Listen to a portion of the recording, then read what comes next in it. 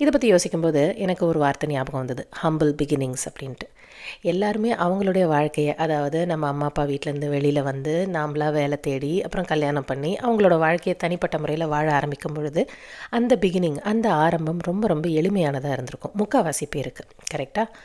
ஒரு சின்ன வீட்டில் இருந்திருப்போம், ஒரு பாத்ரூமை வச்சு வீட்டில் நிறைய பேர் ஷேர் பண்ணி இருந்திருப்போம், வாடகைக்கு இருந்திருப்போம், பழைய வண்டி ஏதாவது வாங்கி ஓட்டிகிட்டு இருந்திருப்போம். ஒவ்வொரு சின்ன சின்ன விஷயங்கள், ஒரு சின்ன சட்டை வாங்குறதா இருக்கட்டும், ஒரு ட்ரெஸ் வாங்குறதா இருக்கட்டும், அதுக்கு அத்தனை தடவை யோசிப்போம், எங்கே சீப்பாக கிடைக்கும் ஆனாலும் தரமாக கிடைக்கும் அப்படின்னு ஓடி ஓடி சேர்த்துருப்போம். அப்புறம் பின்னால் நமக்கு வேலையெல்லாம் ஓரளவுக்கு ஸ்திரமாகி கல்யாணமெல்லாம் ஆனதுக்கப்புறம் அப்பையும் ஒரு சின்ன வீட்டில் ஒரு சின்ன குழந்தை இருந்திருக்கும், நம்ம கூட ஒரு எளிமையான வீட்டில் அந்த வாழ்க்கையை தொடங்கியிருப்போம். ஒவ்வொரு விஷயத்தையும் பார்த்து பார்த்து வாங்கி நமக்குன்னு அந்த குட்டி உலகம் இருக்கும் இல்லையா, அந்த குட்டி உலகத்துக்குள்ளேயே சுற்றிட்டு இருந்திருப்போம். அந்த அப்பார்ட்மெண்ட்டோ அந்த கம்யூனிட்டியோ அதுதான் நமக்கு உலகம். அந்த பக்கத்தில் இருக்க கடைங்க தான் நம்மளோட வாழ்க்கை. அங்கே இருக்கிற சில பரிச்சயமான முகங்கள் மட்டும்தான் நமக்கு சொந்தம் அப்படின்னு நம்ம வாழ்ந்துட்டுருப்போம்.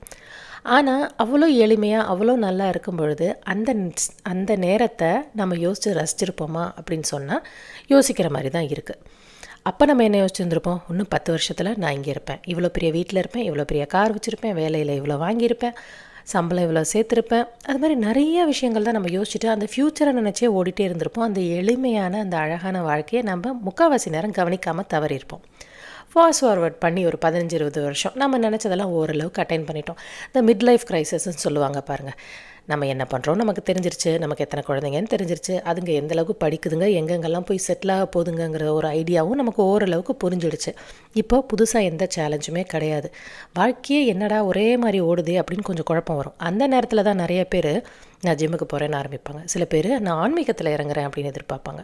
நிறைய பேர் புத்தகம் படிக்க ஆரம்பிப்பாங்க. அது மாதிரி ஒவ்வொருத்தவங்களும் ஒவ்வொரு தேடல் மூலமாக அவங்களுடைய அந்த மிட் லைஃப் க்ரைசிஸை ஹேண்டில் பண்ண ஆரம்பிப்பாங்க.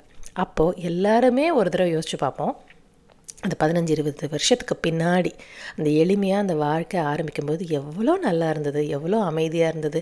ஒரு சின்ன விஷயத்துக்கு ஒரு சின்ன பாக்ஸ் ஆஃப் ஸ்வீட்ஸாக இருக்கலாம், இல்லை ஒரு சின்ன பீட்சாவாக இருக்கலாம், ஒரு நல்ல ட்ரெஸ்ஸாக இருக்கலாம், இல்லை என்னைக்காவது பார்க்குற அந்த படமாக இருக்கலாம். இதெல்லாம் நம்ம எவ்வளோ சந்தோஷமாக எவ்வளோ என்ஜாய் பண்ணி நம்ம கொண்டாடினோம். ஆனால் இப்போ எல்லாமே நம்மக்கிட்ட இருக்குது, கிடச்சிருந்துருக்கலாம், இல்லை கிடச்சி தொலைஞ்சும் போயிருந்துருக்கலாம். ஆனால் அதெல்லாம் நம்ம பார்த்துட்டோம். ஆனாலும் அந்த நிறைவு, அந்த எளிமை ஏன் வரல அப்படின்னு மனசு ஏங்கும் பார்த்தீங்களா? அதுதான் அந்த ஹம்பிள் பிகினிங். இந்த பாஸ் பட்டன் அவார்டை பற்றி பேசும்பொழுது நம்ம எல்லாருமே நின்று நிதானமாக நம்ம எப்படி ஆரம்பித்தோம், அந்த வாழ்க்கை எவ்வளோ எளிமையாக எவ்வளோ நல்லா இருந்தது அப்படின்னு ஒரு தடவை யோசித்து பார்க்கணும். அதே மாதிரி இவ்வளோ தூரம் நம்ம கடந்து வந்திருக்கோம், இவ்வளோ தூரம் கடந்து வந்திருக்கோம், இதுக்கு மேலே நம்ம கடந்து போயிட மாட்டோமா என்ன அப்படிங்கிற ஒரு நல்ல நம்பிக்கையும் நமக்குள்ளே வரும். நான்